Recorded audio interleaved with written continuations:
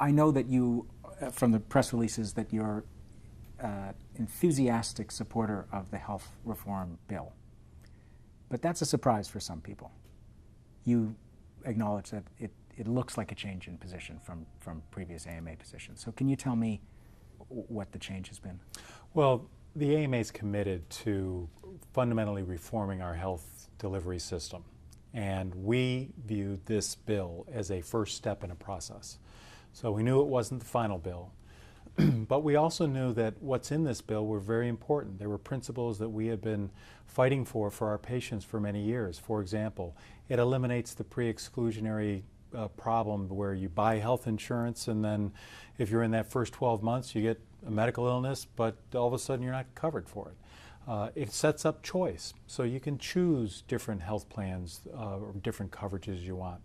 It also fixes a fundamental problem that we've been talking about for 8 years with a Medicare payment formula and that will threaten seniors' access to physicians.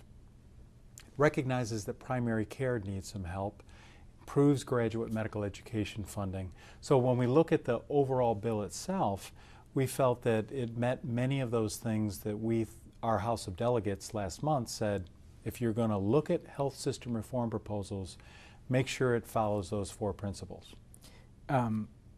Notable by its absence is the ingredient that many people feel is the key to the health reform being successful, which is the public insurance plan.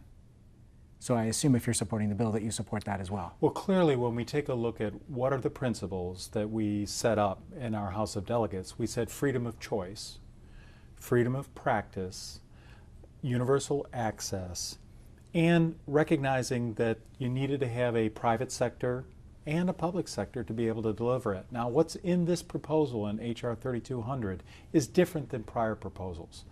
It, first of all, doesn't force patients to go into this.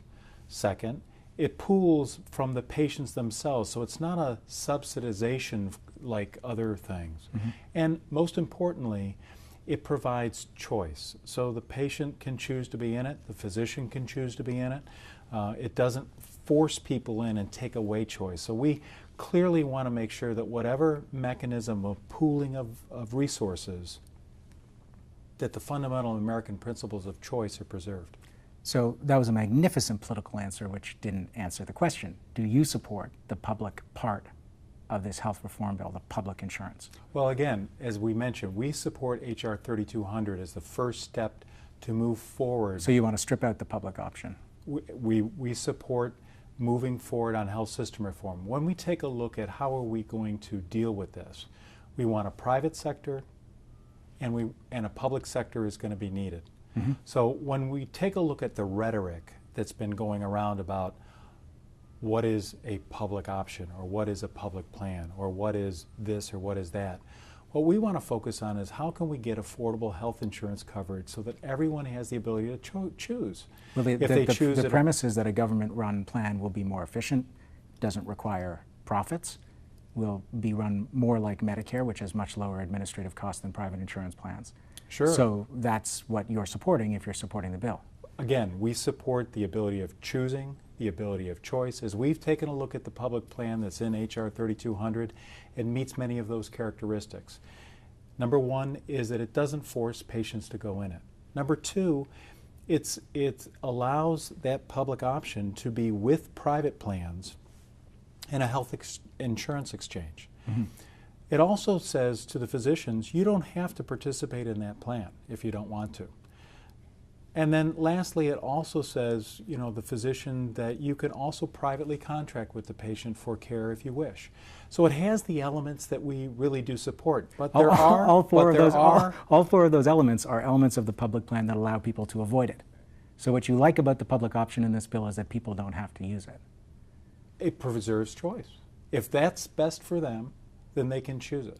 See, because last month you sent a letter to the Senate Finance Committee that said the introduction of a new public plan threatens to restrict patient choice by driving out private insurers. So you took a stand against it last month.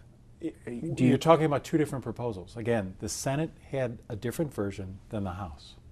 And again, we also said that was a letter that was sent back in May when it was a draft proposal. That draft proposal said Doctors had to participate. It was tied to Medicare rates. And we know the problem with Medicare rates don't pay for the cost of care. So if you're in a community where you're trying to keep your office open and you find that you've got this Medicare formula that if it's not changed, there's a 21% cut in physician reimbursement, it's going to be very difficult to keep your office open. So that's the reason why taking out particular parts of our response to draft bills, again, we are where we are right now. And so the bill that was introduced, we felt met the components, but we also know it's a first step. It's a first step in a process that still needs to be worked through the House, worked through the Senate, another version, another way to deal with it, and then finally coming to a House-Senate conference committee. Right. And so again, we want to be engaged in that process so that whatever the final bill is, it meets those principles that we've talked about so that patients have the ability to choose, that we do recognize that we have a system that's a private system that needs to be preserved because that's where innovation comes from, but yet a safety net public system for those that can't get into the private system, change the system so that we can reduce unnecessary costs. For example, H.R. 3200 doesn't talk about medical liability. We think that's going to be a very important component to reduce unnecessary costs by getting rid of defensive medicine. So our support for the bill, again, is to move the process forward. We are committed to having fundamental health system reform this year so that everybody has the choice of their affordable health insurance coverage. Would it be fair to say that you won a major component of what the American Medical Association wants, which is this change in the Medicare formula, the payment for doctors, but you're still looking for reform on liability? Well, again, we want fundamental reform. We want to make sure that patients have the ability to choose, they have affordable health insurance coverage. This bill has many different components that we have supported over many years to change the system so that patients can have health insurance. You know, the problem we have in the United States, we're the richest country in the world. We have numerous patients that can't afford health insurance. And we know, our data says, they live sicker and they die younger. That's not something that we're very proud of. And as physicians who have to care for those patients, we want to change the system. We want to make sure that we can improve the quality of care, reduce unnecessary cost, be able to be creative to allow the system to evolve, and we're willing to help Congress with the things that we think that'll work, because as physicians, we're dealing with this in the trenches. This isn't policy wonk, this is reality. So we're willing to keep the process moving forward. So in the past, the AMA has fought against healthcare reform, fought against Medicare in the 1960s. The AMA was instrumental in defeating the Clinton reform initiative in the early 90s. So now you're at the table and you're supporting the bill. So what have you got for your support? Well, again, the important thing... I mean specifically, like what have you won behind the scenes to ensure your continued support? Specifically, we are there helping Congress to try and fix a broken system. Now, we have a wonderful system if you have health insurance and you have access to your physician. But for many Americans, they don't. And so the difference between the past and now is we are in the now. And we are a different organization now than the past.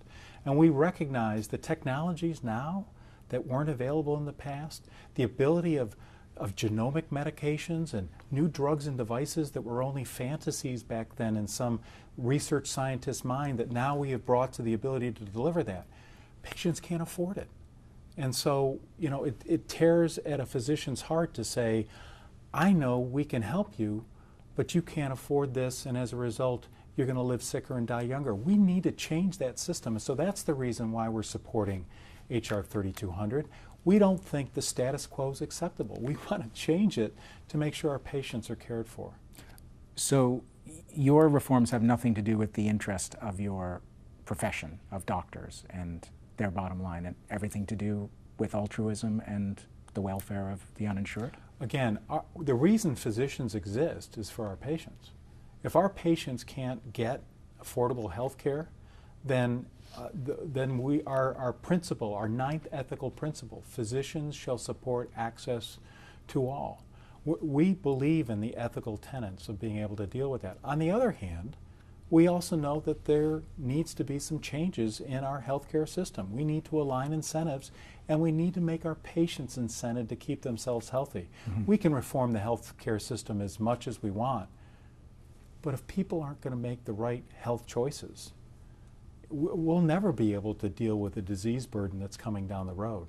So as part of this fundamental health system reform, and in HR 3200, there are some specific things that we've pushed for on prevention and wellness to incent people to kind of keep themselves healthy and stay healthy.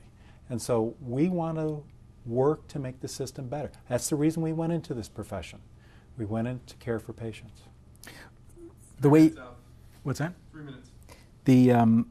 The way you get paid as doctors under the current system is that you get paid per procedure or paid per test. And that is a financial incentive to do more medicine, to do more procedures. And that's led a lot of people that we've talked to right into the stereotype of the greedy doctor, doctors who are there to get rich and not to heal people. So how do you explain to those people? Well, it shows what happens when the government gets involved and takes away free market.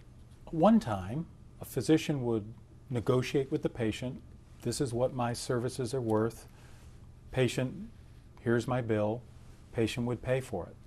Then the government came in and said, okay, we're only going to pay you X, and it's less than what your fee is, and you can't bill the patient anymore. So the government and insurers have set up this mechanism where the only way a physician can keep their office open as the utilities go up, as the rent goes up, as the ability to pay for your personnel goes up, is to see more patients. We believe that system is unsustainable. So we hope that we can change the system, getting back to a payment method that pays a fair price for the services as a professional I'm providing. But so then you would like to see salaries, doctors on salaries. Well, That's a fantastic thing for the healthcare system because it ensures predictable costs and everyone gets paid the same and there's no incentive to do unnecessary medicine. So you're calling for salaries for doctors. What we've recognized is that we want to make sure that the relationship is between the patient and the physician. Let them negotiate back and forth, be able to provide different mechanisms of payment and pooling. There are some systems where salaries work. There are some systems where salaries have found that at 5:15 in the afternoon on a Friday, there's no incentive to see the patient. And we don't think Americans are really appreciative of that. So what we want to do is create a blend. We want to be able to allow the system to evolve to meet the needs of the community, meet the needs of the patient, and to eliminate the barriers that we currently have that prevents that system from evolving. The last question, you've talked about the efficiencies that are required in a system for it to be more cost effective, Yes. like pooling of risk. According to the Physicians for a National Health Program, 60% of doctors in this country support a single payer healthcare system, which would be much less expensive and much more efficient, according to its proponents. What does the AMA think of that? Our recognition is that the frustration all physicians have with the current inefficiencies of our system, we agree needs to be fixed. Some people think do it just one particular way. There are disadvantages of that because there's no incentive to innovate. There's no incentive to see that patient at 5:15 in the afternoon on a Friday. Those things are ensured by the entrepreneurial instinct, you're saying. What we want to be doing is taking care of what the patient's needs are. And so that's the reason why we say an American solution is going to be one that has pluralism, that's going to have a mix of a private system and a public safety net system for those that can't get into the private system. We think that innovation occurs in the private side, and the public side has a role, but if it was all the public system, we don't think we would have the innovation, the creativity, the things that have really made American medicine cutting edge, and the reason why internationally people many times come to America for their health care.